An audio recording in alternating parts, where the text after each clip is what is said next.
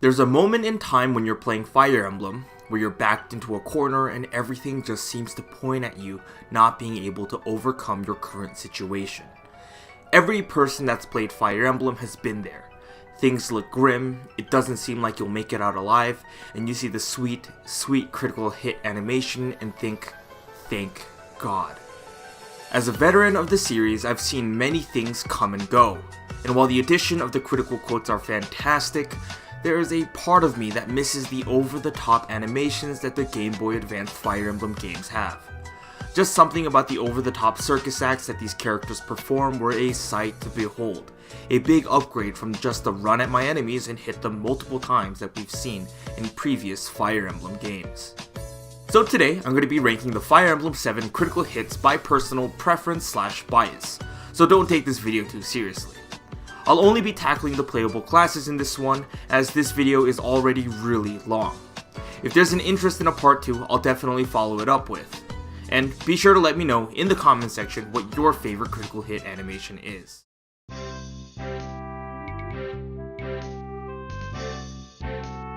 Let's start with the first character that we ever meet, Lyn. Lyn sets the standards for what a critical hit is in the series. You're backed into a corner, it's live or die, and boom, Lyn pulls out a critical hit in a scripted moment, but regardless, it was still a sight to see, and for a lot of us, it was the first time we got to see a critical hit. This critical hit is great for Lyn's character, as it's sort of an upgraded version of the Myrmidon's class's critical hit, outlining her Sacaean heritage and the stats that she'll be getting along the way. Speed. There's a huge emphasis on her speed in this critical hit, and it reminds me of those fighting game supers where the character hits you multiple times because he's so fast and you see the after images of said character. Overall, I give this critical hit an A. The next set of characters that we meet on our journey are the Christmas Cavaliers respectively, Zane and Kent. And while both these characters are great, their critical hit animation is subpar to say the least. Whether it's a lance or sword, they spin their sword and lance in a weird crowning formation, and then the animation cycle from there becomes a regular attack animation. For such an amazing class historically within the Fire Emblem sphere, they sure don't like exploring what the Cavalier class is capable of doing. And while the animation isn't the best per se, it isn't exactly the worst we see in the series. Therefore, Cavalier gets a D.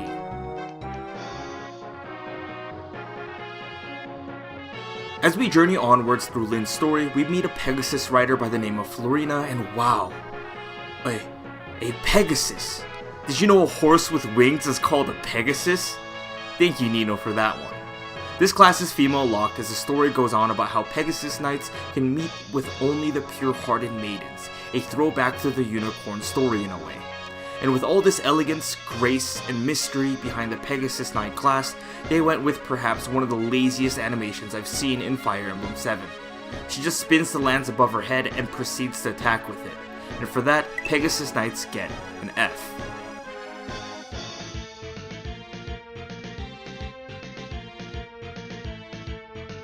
And because we don't naturally meet a Falcon Knight character, I'm just going to go ahead and do their ranking right after the Pegasus Knight class. And honestly, they aren't that great either. While they get access to a cool new banner in front of their Pegasus, sharper/defined features, and even access to swords, that wasn't enough to save the Falcon Knights from their awful critical hit animations. And for that, they get an F alongside their predecessor.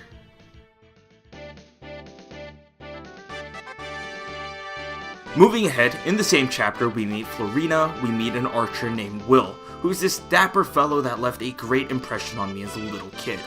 Little J liked his archer, and despite Little J also knowing that archers sucked, Little J did his best to make both Will and Rebecca viable.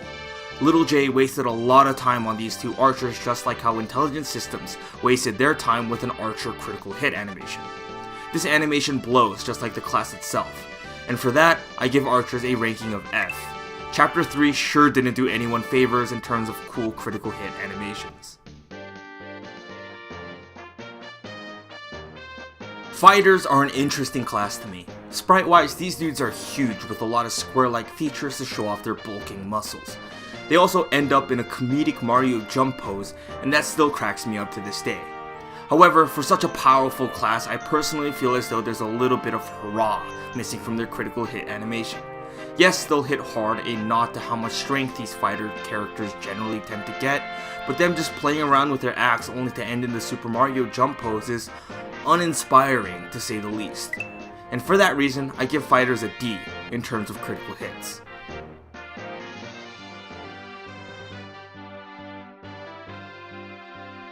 So far, these classes haven't been going all too well in terms of the tier list, and I'll be honest, mages aren't really going to change that. Mages are an interesting bunch and a favorite class amongst many Fire Emblem fans, and it's perhaps the biggest reason as to why JaeAIK is popular, even if he's outclassed by his fellow magic brethren. The problem that mages face is that their regular attack animation cycle, in added effect with the tome alternate animation for magic, are so good that their praise Jesus into their regular attack animation cycle for their critical hit is uninspiring to say the least. And while they praise the Lord and whichever god they pray to, it isn't enough to put them past a D in terms of critical hit animations.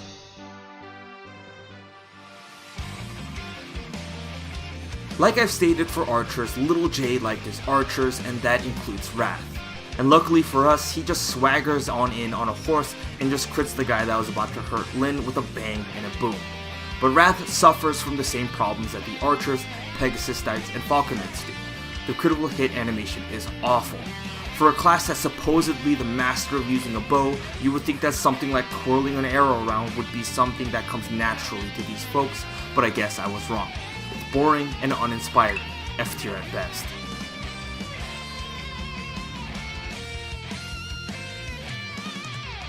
And just like with the Falcon Knights, because we aren't going to get a natural Nomad Trooper, and Wrath is one of the only Nomads you get, I'll just quickly give my analysis on these guys now. While the bow animation still sucks, they get access to swords, and is easily one of the best animations in the game.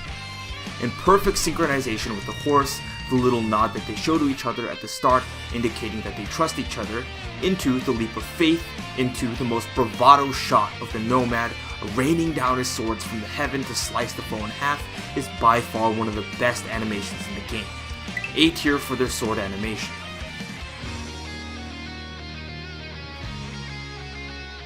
In the same chapter that we meet Wrath, we meet a rather interesting fellow in Matthew.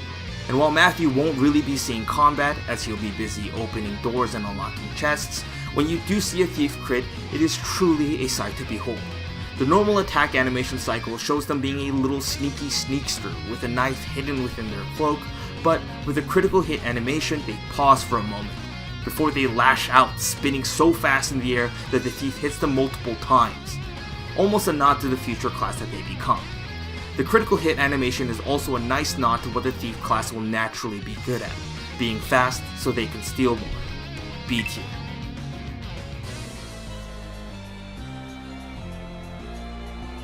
Monks are a unique class that was added in FE7 to have light magic not be so hard to obtain. Because seriously, what were they thinking in FE6 when they decided that the only way to get a light magic user was through healers only? Because they have the luxury of being a class that comes later, they get a neat regular attack animation cycle and an even better critical hit animation that complements the regular attack animation very nicely. As you can guess, monks are a people of faith, choosing to follow Saint Alim's teaching in the world of Walib. And because they are practitioners of that particular faith, they can just call upon the gods to do their own attack. With a prayer and a swift command and strike of magic, they land themselves up in C tier.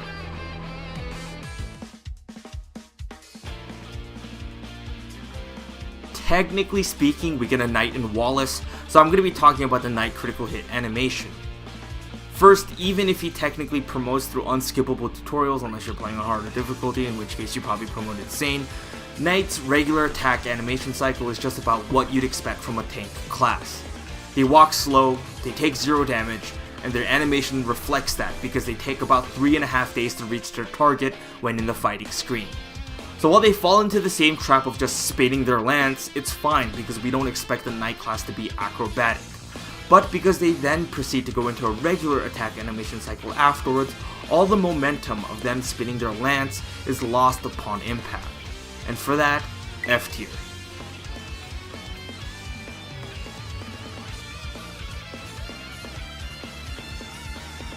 And since we're technically supposed to have a general, let's also talk about generals. Generals, even though they're not the most highly rated class, have some of the best animations in a GBA title. They're off the walls, cool as hell chain that they can control with ease, only for them to Gundam their weapon back into their hand is a sight to behold. Pair that up with a silver or red hulking giant mech suit in either Wallace or Oswin, and you've got yourself a recipe for success. Their critical hit animation, while again is just a spin of their lance or axe, it's cool to see just by the sheer size of their weapons, and unlike the Knight class, no momentum is lost because after the spin is just right into the chain that straight up impales a dude and right back into their hands. And for that, I give Generals a C, but like a C+, so almost a B but not quite there yet.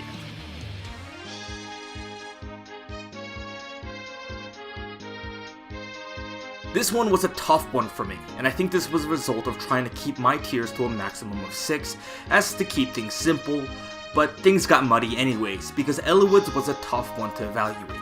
Eliwood's regular attack animation cycle is a good throwback to what Roy's animation cycle was in FE6. Like father, like son. But within the critical hit animation, the little gleam and ding noise occurs at the apex of the critical hit animation before going into his next cycle, and it's such a great and nice touch to a fan favorite. However, he falls short in the fact that there's no bravado. While the gleam and ding are a nice touch, it's forgettable after that. And for that reason alone, I give Eliwood a D.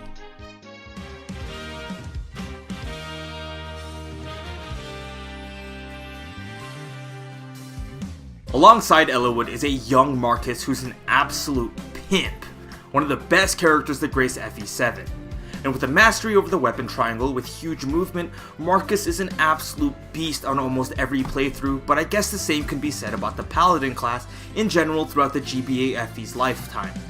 However, with all these added bonuses, they had to cut them down a notch somewhere, and that's in their critical hit department. This isn't bad per se. The Paladins gaining momentum to run you down sure is cool, but it's nothing new. Previous Fire Emblem titles have already shown the horse riding class to just run at you really fast and hit you really hard. While I guess it's a nice throwback to their previous title and how they handled critical hits, it felt like they could do more, and I give Paladins a critical hit animation 18.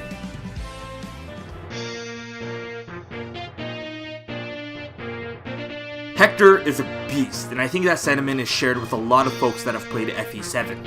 However, his critical hit animation is one of the most lazy and lacking things I've ever seen done for a cool dude. If mounting your axe on your shoulder makes you hit harder, then why not do that all the time? F tier. And if there was a tier lower, I would put it down even further for making the worst critical hit animation for such an amazing character.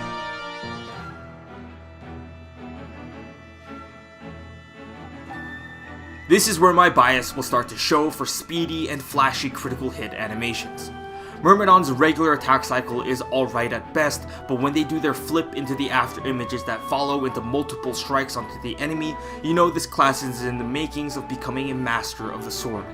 It also highlights what the Myrmidon class and its future promotion will excel in terms of stats, their speed and their skill.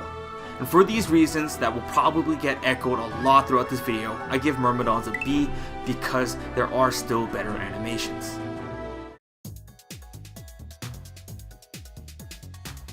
Since the next character we meet throughout our journey is Priscilla and Troubadours don't get critical hits, we're just going to jump straight ahead into Valkyrie.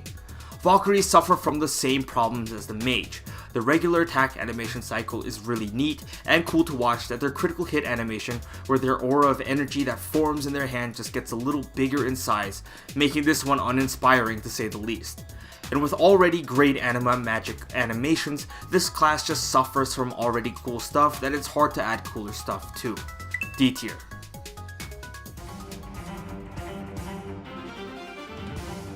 Oh man, Mercenaries. They're by far one of my most favorite classes in the game, and that's all in due to part how gangster they look with the silky smooth front flip roll that they do to attack. It's that some would call schmooth. And their critical hit animation showing their cocky side to fighting really brings together their attitude for fights. They know they're strong and they can flaunt it before they launch their massive sword in the air, catching it and bringing down the thunder. Mercenaries are cool, they're wonderful, B tier.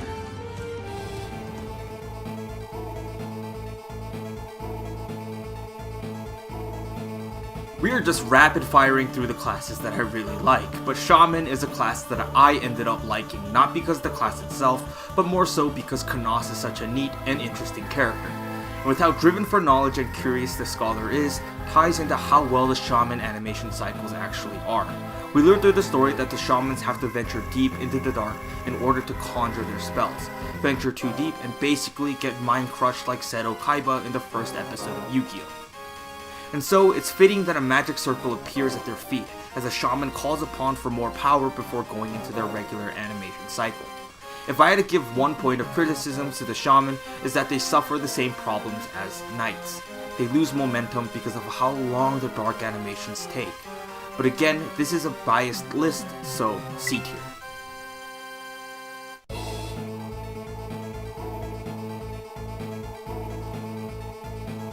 And because we don't get a druid by naturally playing through the game, let's quickly talk about the druid class.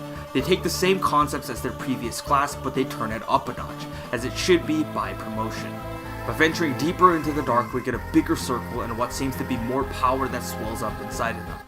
Again, a really nice touch and attention to the expanded lore of how they use dark magic in Elite. B tier. We get one pirate in the game, and hopefully you didn't kill him in a previous chapter that you met him. These dual-wielding salty dogs are a really neat class, and in my opinion, better than the fighter class by far. But with how neat their concept is, dual-wielding bulky boys, their critical hit animation is kinda lame. They hold up both their axes in front of their face as sort of an intimidation thing before going into their regular attack animation cycle. In concept, I guess it's like a rally, a pump-up kind of thing, but in execution, it just looks really bland. D tier, cause at least it isn't uninspiring like the twirl of a lance, but it's real close to falling down into F tier. Okay, yes, we get a Berserker later on in the game, but that Berserker is a special case, so let's talk about Berserkers quickly before moving on into our next class. The Berserker critical hit animation cycle is simple and effective. As the class name implies, these guys are powerful. They hit hard and they'll brute force their way in through whatever situation. But what's even more terrifying is that if these powerful buff dudes can control their immense amount of strength, as displayed by the Berserker's critical hit animation. The way he tosses up the axe as if he's toying with it, only to slam it down into your face, is good enough to give Berserkers a B.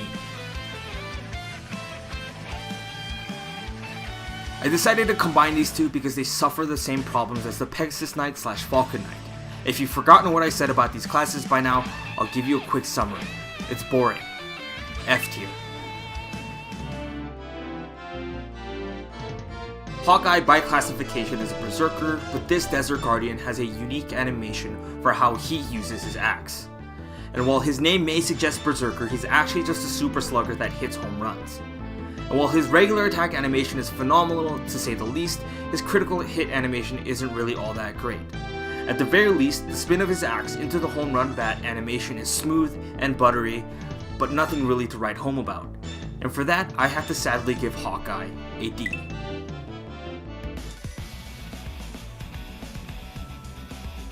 Beyblades, let it rip, because we're talking about the warrior class next, as the next character that we can potentially meet is Geats. And oh boy does the warrior deliver in terms of this critical hit animation because they are solid. While the bow one is great in its own right, the spinning cyclone of death is what we can really write home about. Gaining momentum from them swinging their axes around into what looks to be the tornado that hits Dorothy's home in The Wizard of Oz, the warrior classes spin to win with a slam dunk right on the opponent's face. And because of that, I give warrior class a B for their axes.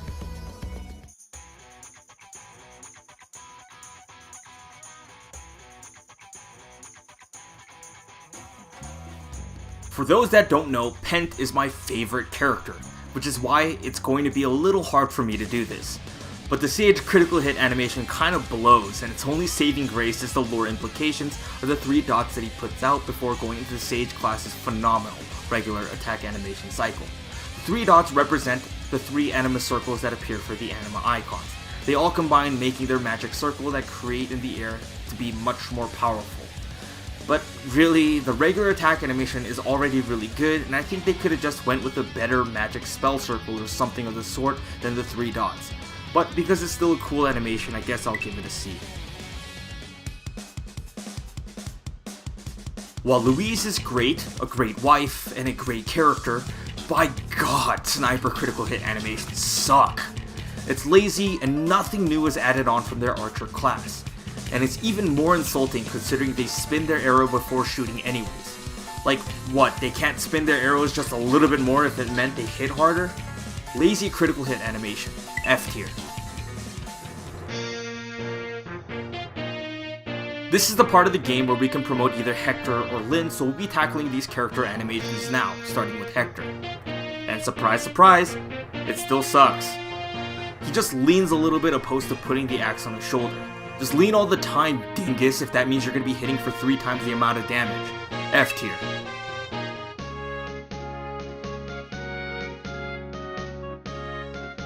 But on the flip side to the terrible critical hit animation that was Hector's promotion, at least they gave some love and care into Lyn's sword animation.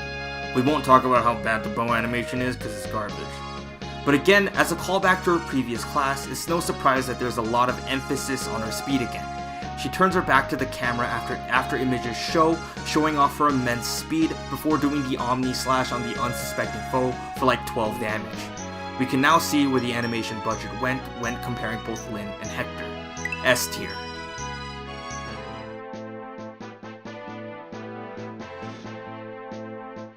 In the upcoming chapter, we have the option to get either a Swordmaster in Carol or Hero in Hargan. Just pick whoever you like, but oh boy, both critical hit animations are great, and we'll start with the Swordmaster. Like Lyn, the Swordmaster has a huge emphasis on speed and skill, so it isn't surprising that we get to see more after images, but this time in all different JoJo poses before coming in and striking the enemy from a place most unsuspected, a sword uppercut to their crotch area.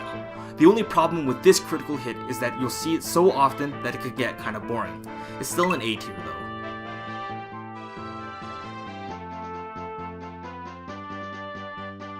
Hero's critical hit animation is a natural progression from what the Mercenaries showed us.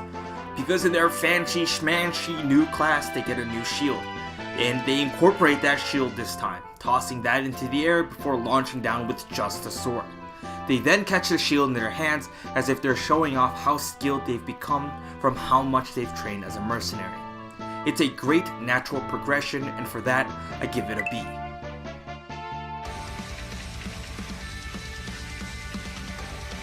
Assassins are introduced in FE7 as a promotion from the Thief class, but their regular critical hit animation is kind of lame to say the least.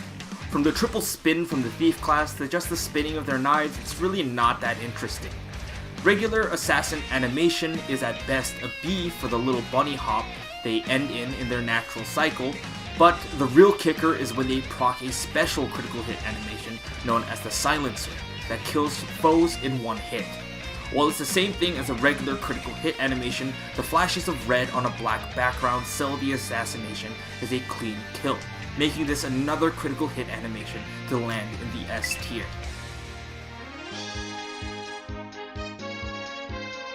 And our main lord gets to promote, but the promotion doesn't do him any favors in the critical hit department, except that I guess it's slightly different from the paladin class critical hit. Eliwood steadies his steed and then proceeds to strike after a vicious neighing war cry from the horse. In other words, it's really lame. I wish they combined both the start of this animation cycle into the vicious treadmill paladin running critical hit onto for the paladin and gave my boy Eliwood a completely new critical hit, because this one was really lame. D tier at best.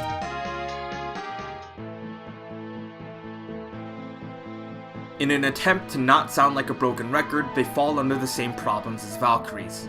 D tier.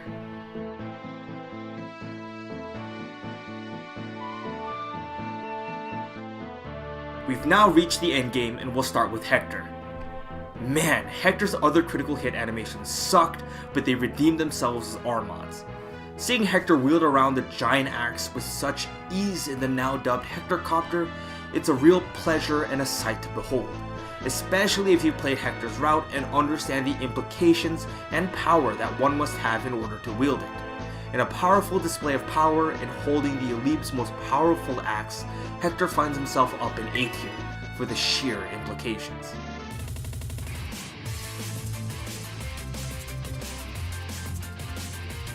If Hector's is phenomenal, Eliwood's is just eh. He suffers from the same problems as most mounted classes do, and it's that intelligent systems doesn't really know how to display power for these classes without resorting to some jank animations. Despite Durandal being a massive blade, Eliwood finds himself using it comfortably, but they reuse a previous critical hit animation cycle before doing some weird cuts for 2 hits. It's poorly cut and executed, and Eliwood deserves better. C tier at best.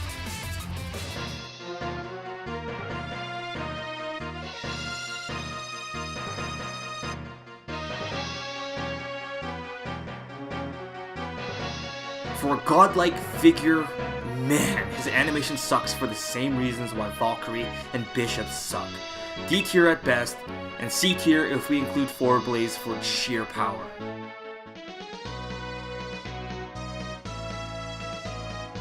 And you might have guessed it, but I saved the best for last.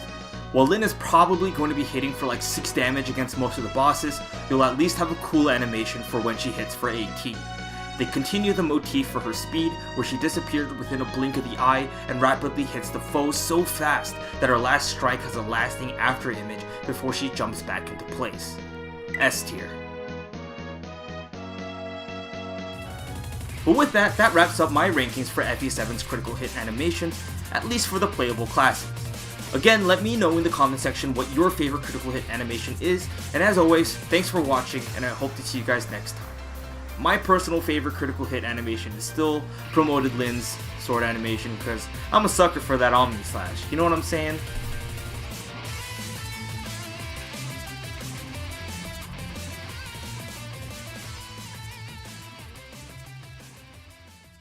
させるものか